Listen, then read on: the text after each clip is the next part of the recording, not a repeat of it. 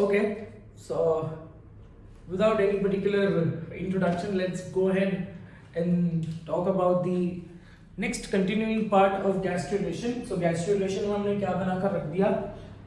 हमने 3 different germ layers को बनाकर रख दिया. We spoke about the order of making the germ layers, right?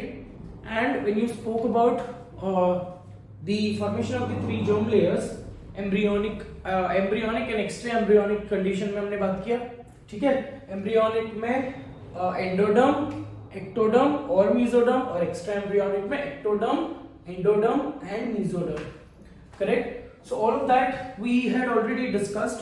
So now what are we discussing? As you can see on the board, the fate of the germ layers जो हमने already in the last class हमने बात कर लिया था.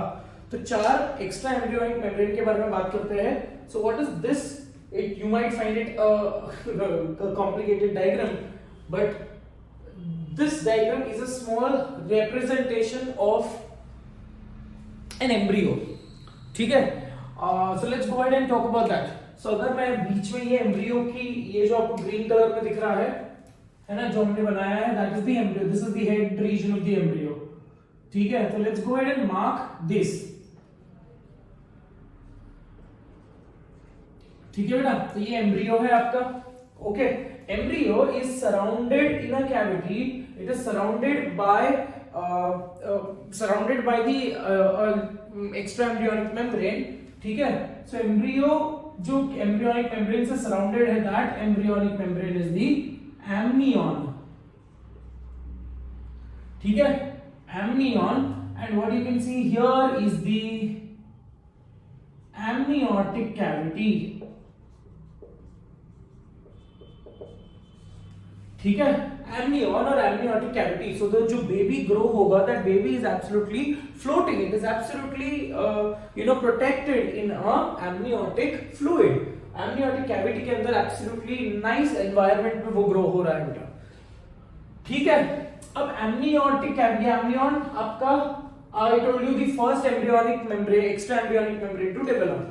So amnion है, और ये जो एक छोटा सा आपको ये दिख रहा है, this is your yolk sac, जो धीरे धीरे गायब हो जाएगा. This small sausage shaped tube जो आपको दिख रहा है, that is your allantois. ठीक है, allantois. और जो आउटर मोस्ट है, which is connected in contact with the outermost membrane, which is in contact with the mother's body. ठीक है, that region मतलब एंडोमेट्रियम से कांटेक्ट में है वो, that membrane is referred to as the chorion.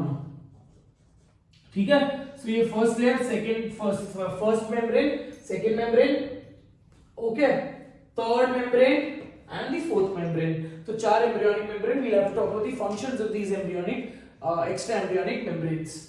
ठीक है, this outermost is the trophoblast. Okay, और ये जो extra embryonic membrane amnion और chorion के बीच में there is a mesodermal tissue. ठीक है, जो हमने बात किया था, जो extra embryonic mesoderm जो है, that is called as planktopuric mesoderm. So that's planktopuric mesoderm, it occupies this particular open space, and that mesoderm, that cementing mesoderm is called as mesenchyme. ये पूरा जो ओपन स्पेस है Korean और allantois के बीच में जो ओपन स्पेस है, ये जो पूरा हमने मेसोडर्म से भर दिया है, that mesoderm is called as mesenchyme. ठीक है, सो कोरियन और एक स्ट्रक्चर हमको यहाँ पे दिख रहा है. सो जो कोरियन है, Korean at specific places it forms at one particular region or one particular end, it forms villi like structure. So this is referred to as the chorionic villi. Now this chorionic villi जो है, ये chorionic villi gets submerged. The chorionic villi gets engorged into the lacunae. जो lacunae हमने बात किया था in the syncytial trophoblast, if you remember. So ये lacunae के अंदर जाकर it makes up a blood contact. So in other words, your placenta का formation will be seen here at this particular area. ठीक है, placenta के बारे में हम लोग बात करेंगे in the next class. It's a small disc-shaped tissue, a temporary gland. ठीक है, and that temporary gland is absolutely formed at one particular corner. ठीक है, so chorionic villi जो है, chorionic villi helps to develop the blood connection between the fetus and the mother. ठीक है बेटा, तो let's go ahead and talk about कि ये जो हमने बाहर बताया this is trophoblast. ठीक है, अब जो हमने ब्लैक कलर में इंडिकेट किया है, so यहाँ पे मैं की लिख रहा हूं बेटा. ठीक है, ब्लैक कलर में जो इंडिकेट किया है, एमनियन किससे बना है? Outer, meso, inner, ecto. तो की में हम लिखते हैं कि ब्लैक क्या इंडिकेट कर रहा है? It is indicating ectoderm, accept for the trophoblast. इसलिए मैंने स्पेसिफिकली ट्रोफोब्लास्ट को नेम किया, मेरे पास पांचवा कलर नहीं है. ठीक है, तो एक्सेप्ट फॉर द ट्रोफोब्लास्ट ये जो हमको इनर ये दिख रहा है एमनियन का, दैट इज एक्टोडर्म. ठीक है, जो हमने ब्लू में इंडिकेट किया है दैट इज एंडोडर्म, एंड जो हमने रेड डॉट से इंडिकेट किया है that is your mesoderm. Is that very clear? So now let's go ahead and talk about the functions of these. इसमें आपको कोई कंफ्यूजन नहीं होना चाहिए. ओके, यही है एलेंटॉइड और योक साइट है जो एंडो और मीजो से बना है. ठीक है, एमनियन एकलौता ऐसा है जो एक्टो और मीजो से बना है. ठीक है, so now let's go ahead and talk about the functions of these 4 extra embryonic membrane.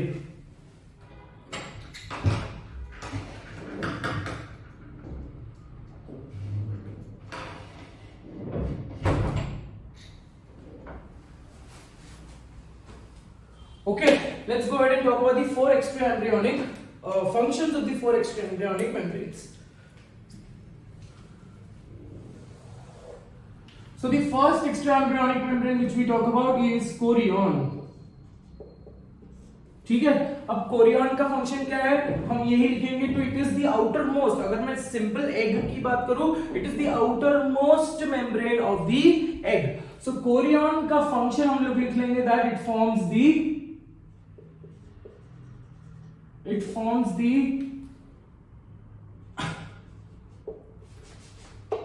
fetal part of placenta. Chorion forms the fetal part of placenta. Placenta एक ऐसा टिश्यू है जो 2 जनरेशन से बना है, fetal part and the maternal part. ठीक है, सो जो fetal surface का पार्ट है, fetal part जो है that is formed by the chorion. ठीक है, maternal part is formed by the decidua and other structures. Endometrium के decidua से बना है maternal part. ठीक है, so fetal part of the placenta. So chorionic villi जो है that I told you chorionic villi forms blood connection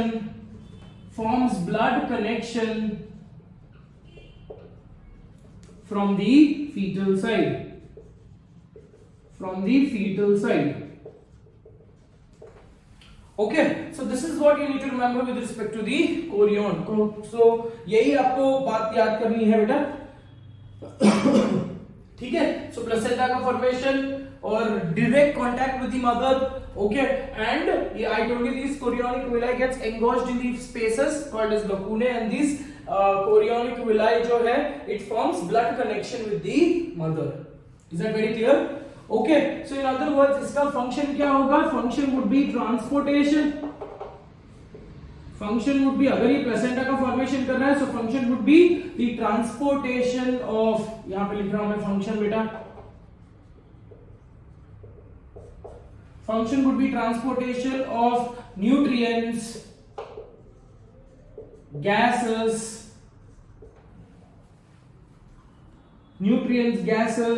excretory waste, etc.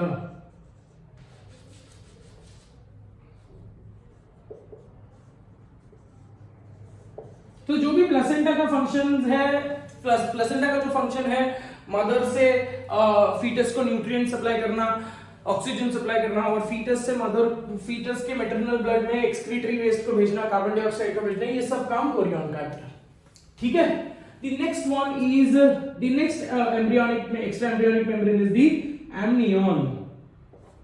Okay, amnion किससे बना है? एक्टोमीजो, एक्टोमीजो अंदर का लेयर हम पहले बोलते हैं बेटा. तो amnion is the second most layer but the first layer to develop. ठीक है, the first layer to develop but it is the second most layer. ठीक है, so amnion encloses the fetus. Amnion encloses the fetus. The next point which we need to remember, amnion enclose कर रहा है and the amnion has amniotic fluid. This amniotic fluid acts as a shock absorber. Amniotic fluid acts as a shock absorber. ठीक है? So on that particular point यही है जिससे हम जैसे हम कोरियोनिक देखो जब भी हम technically when you have to do any type of prenatal testing मतलब नियोनेट के फॉर्मेशन से बच्चा डेवलप होने से पहले या फिर बच्चा डेवलप नहीं बच्चा बर्थ होने से पहले if you want to check the conditions जैसे हम लोग ये करते हैं amniocentesis. Okay, amniocentesis is nothing but a technique to analyze the genetic conditions है ना. कोई जेनेटिक अबनॉर्मैलिटी है तो हम लोग करते क्या है basically we collect a few amount of amniotic fluid है ना. हम सिरिंज से एमनियोटिक फ्लूइड को एक्सट्रैक्ट करते हैं, ठीक है, एस्पिरेट करते हैं एंड डेफिनेटली एमनियोटिक फ्लूइड के अंदर कुछ तो बेबी के सेल्स होंगे and those cells of the foetus is absolutely analysed. ये cells of the foetus is grown है ना, multiplied and it is late मतलब उसकी डिवीजन करवाते हैं हम और हम कॉल्चिसिन ऐड करके उसको मेटाफेज पे रोक देते हैं. ठीक है, such that we are able to visualise, we are able to detect और डिटेक्ट नहीं, we are able to see the chromosome. So घूम फिर कर हम करते क्या है, we are doing the karyotyping of that particular foetus. अब कैरियोटाइपिंग से एडवांटेजेस क्या होगी, we will be able to find out if there is any type of genetic abnormality like Down syndrome, Turner syndrome, Klinefelter syndrome है तो हम placenta के development से पहले we will be able to, because कैसा होता है बेटा, प्लेसेंटा एक बार डेवलप हो गया तो बच्चे और मदर के बीच में बहुत स्ट्रॉन्ग ब्लड कनेक्शन डेवलप होता है and after 3 months the mother they cannot do something called as MTP या फिर medical termination of pregnancy. in simple words abortion नहीं करवा सकते. तो अगर ऐसा है, अगर कोई फैमिली हिस्ट्री में ऐसे चलते आ रही है, कोई टाइप की डिजीजेस है and if the parent want to decide if they want to keep the child or they want to abort it, they will have to do it prior to 3 months. If it is after 3 months any which ways the lady will have to give rise to, the lady will have to deliver the child. मतलब अगर कोई complication to the mother नहीं है तो lady को delivery करना ही पड़ेगा. ठीक है, so amniotic fluid is collected in amniocentesis. तो यहाँ पे एमनियोसेंटेसिस से एक्स और वाई क्रोमोसोम भी दिख जाएगा. सो एमनियोसेंटेसिस से ये भी एक चीजें होती है बेटा, जब हम कैरियोटाइपिंग करते हैं सो we would be able to also detect the presence of X and Y chromosome. तो हमको sex of the child भी पता चल जाएगा. ठीक है, but that is illegal in India है ना. कितने पुअर मेंटालिटी के लोग रहते हैं इंडिया में. अरे अब्रॉड वगैरह तो ऑलरेडी बच्चे के डेवलपमेंट जैसे ही दिख के आ जाती है उनको, बच्चा पैदा होने से पहले ही they know the sex of the child and they are so happy on that. वो मैं देखती रहता हूँ ऐसे YouTube में बॉय हुआ तो वो मतलब they disclose it to the parents, parents मतलब their relatives, they disclose it to the couple discloses it to everyone है ना, उनके siblings को. ब्लू कलर हो गया तो मेल होता है, पिंक कलर हो गया तो फीमेल होता है. So again it is so you know it's such a moment of joy, correct. पर इंडिया में लोगों की मेंटालिटी इतनी पुअर है, so things are very complicated in India. Anyways, so बोलने का मतलब ये है कि एमनियोटिक फ्लूइड एक मैकेनिकल शॉक अब्जॉर्बर है and it is also associated with nourishment बेटा. ठीक है, so amniocentesis is associated with this. एक और चीज हम करते हैं which is called as chorionic villus sampling. ठीक है, मतलब दो चीजें हैं, दोनों में हम वही कर रहे हैं। ठीक है, हम बेबी के फीटस के सेल्स को एक्सट्रैक्ट करेंगे। अब अगर मैं एमनियोटिक फ्लूइड से एक्सट्रैक्ट कर रहा हूं सेल्स, तो उसको मैं बोलूंगा एमनियोसेंटेसिस। अगर मैं कोरियोनिक विलस, ठीक है, कोरियोनिक विलाई से अगर मैं सैंपल एक्सट्रैक्ट कर रहा हूं, तो that is called as CVS, chorionic villus sampling. All of this you will be coming across in the chapter called as reproductive health. Is that very clear? So amniotic fluid का काम यही है, mechanical shock absorber. ठीक है? The third particular this thing membrane is the yolk sac.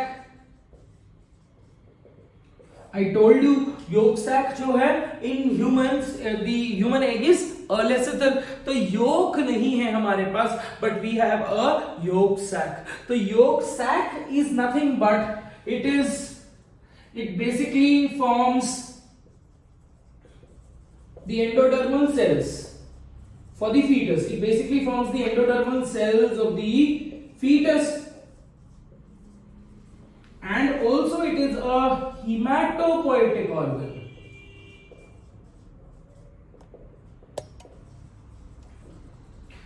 आपके life का सबसे पहला आरबीसी yolk sac से derived होता है। So it is a hematopoietic organ and also it is associated with something called as angiogenesis. It is associated with blood supply formation. Okay, sorry my mistake, blood vessel formation.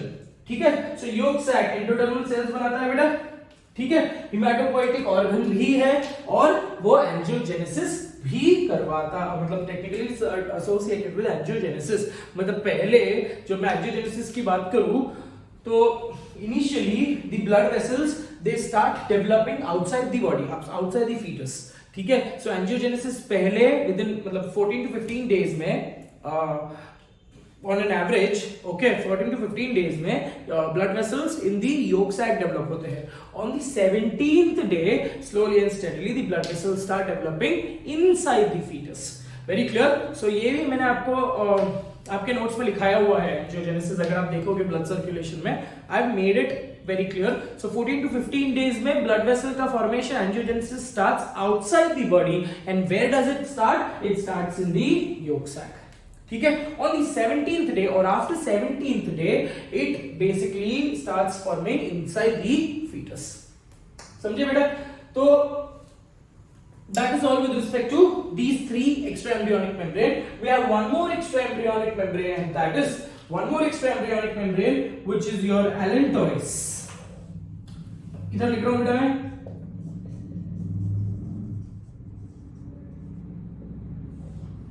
अब this word allantois comes from a excretory waste called as allantoin. जब हमने excretion chapter पढ़ा था उसमें हमने allantoin करके एक excretory waste पढ़ा था, राइट? सो घूम फिर कर बात यह है कि in some animals allantois is associated with the excretion of the waste. So let's talk about what is allantois. So allantois एक छोटा सा ब्लू, मतलब छोटा सा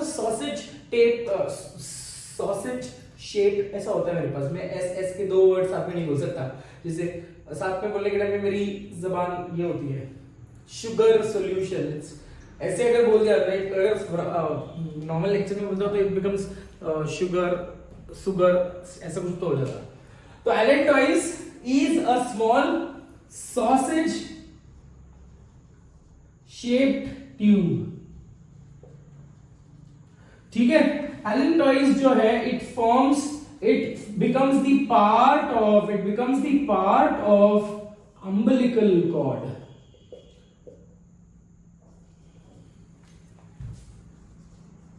Okay, allantois becomes the part of umbilical cord। It is also associated with excretion, removal of the excretory waste। excretory waste removal में ये काम आता है बेटा, समझ में आ रहा है आपको? Okay, so this is this much you need to remember about the four extraembryonic membrane apart from the क्या बोलते हैं उसको, apart from the fate of the germ layers, कि कौन से germ layers से ये चारों membrane बने हैं बेटा। ठीक है, So that is all with respect to the fate of the germ layers with respect to the extra embryonic membrane. Now we have to talk about the fate of the germ layers with respect to the embryonic structures. आपको ये याद रखना है, ये question बिल्कुल आ सकता है कि एक्टोडर्म से कौन से टिश्यूज हैं, एंडोडर्म से कौन से टिश्यूज हैं, मेसोडर्म से कौन से टिश्यूज डिराइव्ड है, ठीक है। In a chapter called as hormones, है ना, हार्मोनल कंट्रोल या केमिकल कंट्रोल में हमने सारे ग्लैंड्स पढ़े, हमने ग्लैंड्स की ओरिजिन भी पढ़ा, ठीक है। जैसे pituitary, let's go and quickly revise. जैसे pituitary, pineal, ectodermal, because all your nervous system except for the microglia cells are ectodermal in origin. So pituitary, pineal, order से याद करना है, pituitary, pineal, ectodermal. Thyroid, thymus, endodermal, because मैंने आपको ये बताया था, सिर्फ थाइमस एक एक्सेप्शन है, मैंने आपको ये बताया था कि जो भी ग्लैंड डाइजेस्टिव सिस्टम से एसोसिएटेड है दे आर एंडोडर्मल, ठीक है। तो थायराइड भी मेटाबॉलिज्म ऑफ द न्यूट्रिएंट्स में एसोसिएटेड है, तो एंडोडर्मल, ठीक है। तो थायराइड, थाइमस, एंडोडर्मल। नीचे जाओ, पैंक्रियास, एंडोडर्मल, लिवर, एंडोडर्मल, ठीक है। और नीचे आओगे, है ना, तो आपको मिलता है adrenal gland, adrenal gland is ectomeso, adrenal medulla is meso, adrenal cortex is उल्टा हो गया, sorry, adrenal medulla is ecto और adrenal cortex is mesodermal in origin, है ना। adrenal medulla हमने बात किया था कि sympathetic system से associated है और it is derived from the same tissue which is associated with the which is associated with the hypothalamus, ठीक है। सो ये तो हमको ग्लैंड्स के रिस्पेक्ट में हमको बताया। Now we have to talk about कि कौन से जर्म लेयर्स क्या क्या बनाते हैं। मेन इंपॉर्टेंट चीजें आपको मैं बता दूंगा, ठीक है, which you need to remember from your exam point of view, ठीक है। अगर मैं एक्टोडर्म की बात करता हूं बेटा, तो ऑल योर एक्टोडर्म, चलो लिख लेते हैं थोड़ा सा, है ना। Let me keep this diagram, I am not erasing this diagram, I am erasing this much part, okay.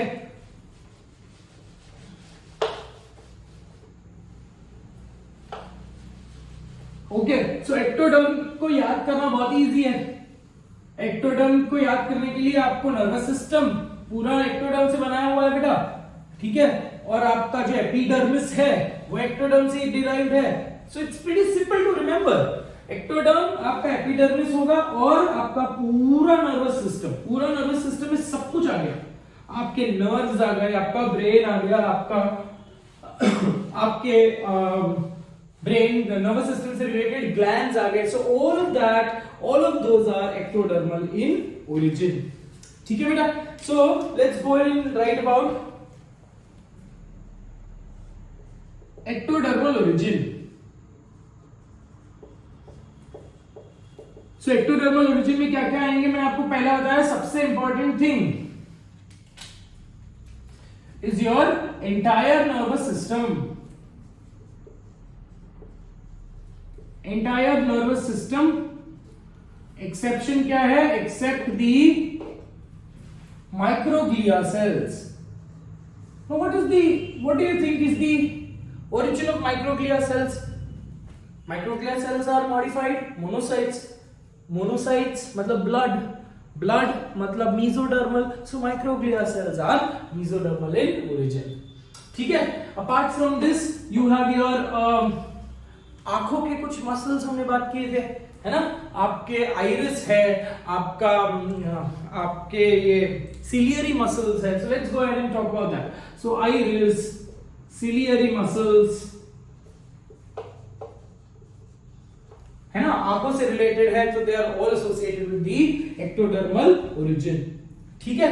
So apart from that you have arrector pili muscle. Arrector, ये exceptions है मसल्स में। जनरली मसल्स क्या है, muscles mesodermal origin के है, but there is an exception for mesodermal origin and that is ectodermal origin के muscles, which is in other words which is nothing but the intrinsic muscles of the eye. Extrinsic muscles of the eye are mesodermal in origin, intrinsic muscles of the eye are ectodermal in origin. Similarly erector pili muscle जो goosebumps muscles है, erector pili muscles, ठीक है। उसके बाद epidermis of the skin, now here you have to remember epidermis जो है वो ectodermal है बट डर्मिस इज मेसोडर्मल। ठीक है, एपिडर्मिस ऑफ द स्किन आपको याद रखना है। ठीक है, apart from that you also have epithelium of mouth, मतलब ओरल कैनाल। ठीक है, epithelial of mouth, tongue, anal canal, all of that is ectodermal in origin. Apart और क्या क्या है इंपॉर्टेंट चीज इतना है बेटा। और इफ यू वांट सम और extra hair follicles, ectodermal in origin. ठीक है, सो इतनी चीजें जो है जो आपको याद रखना है with respect to your exam point of view. इसके अलावा आप ये भी याद कर लो बेटा, ग्लैंड्स लिख लेते हैं अपन, पिट्यूटरी, पीनियल, हाइपोथैलेमस, है ना। तो ग्लैंड्स भी लिख लिए हमने। इसके अलावा और चलो और क्या क्या याद कर सकते हैं with respect to this. Hair, nails, ये सब एक्टोडर्मल ओरिजिन क्या है। ठीक है, इसके अलावा बताओ मेरे को और क्या क्या लिख सकते हैं बेटा। Enamel of the teeth, enamel and dentine of the teeth are ectodermal in origin. ठीक है, सो इतना आपको याद रखना है with respect to your exam point of view. Apart from that eyes में जितने भी चीजें हैं except for choroid, all of them are ectodermal in origin. So eyes का हम लिख लेते हैं कॉर्निया। आईज का आपने यहां पे लिखा है, let's write it there only. Cornea is also ectodermal in origin. ठीक है, so all of that with respect to ectoderm, इतना ही आपको याद रखना है। इसके अलावा आपको, मेरे को नहीं लगता कि आएंगे क्वेश्चंस। मेजर इंपॉर्टेंट चीजें आपको याद आ गया। ठीक है, now let's go back to mesodermal origin.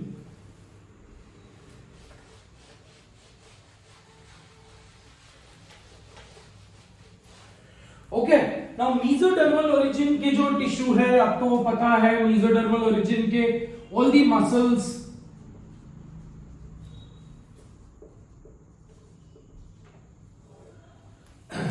So mesodermal origin के क्या क्या आएंगे बेटा। All the muscles, okay, exceptions not included.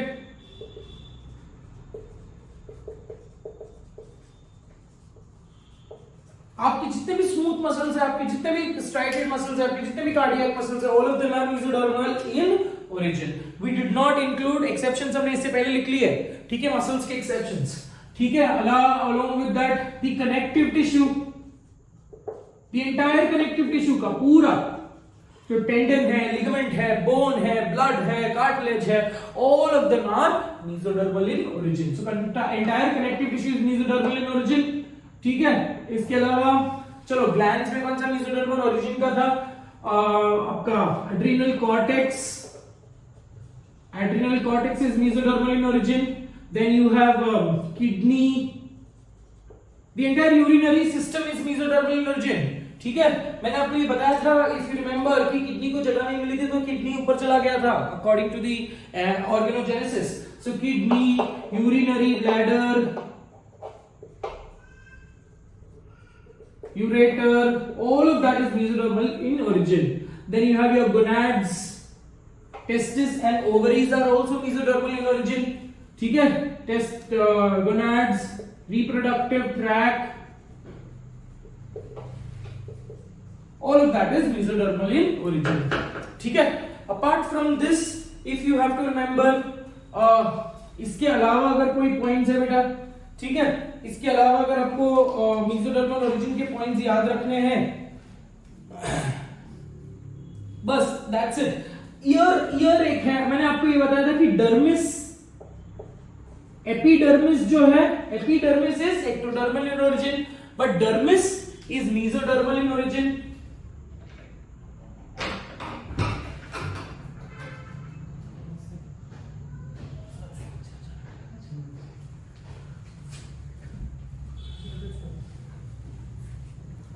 Okay, and apart from that, so in other words, you only need to remember dermis and epidermis with respect to your exam point of view. ठीक है, epidermis एक confusion होगा, dermis में confusion हो सकता है, तो epidermis is ectodermal and dermis is mesodermal in origin. Perfect. Okay, so now the next topic, the next category is endodermal origin.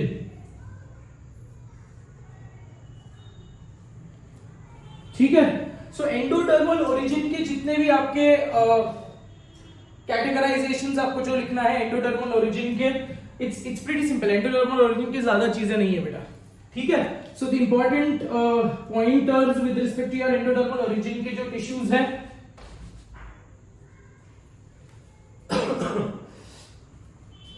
So on that level endodermal origin की अगर मैं बात करूं तो आपके सारे ग्लैंड्स आ गए, है ना.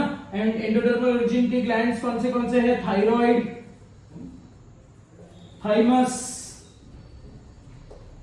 thymus, and then you have your pancreas, liver, etc. So all of that is endodermal in origin. Okay, apart from that, if you need to remember your entire epithelium, so let's go ahead and talk about that. Epithelium of the GI tract. Epithelium of the GI tract is endodermal in origin पूरा. Okay, exception is anal canal. ठीक है बेटा. इसके अलावा और क्या क्या चीजें आएंगी एंडोडर्मल ओरिजिन के लिए? Let's go ahead and talk. So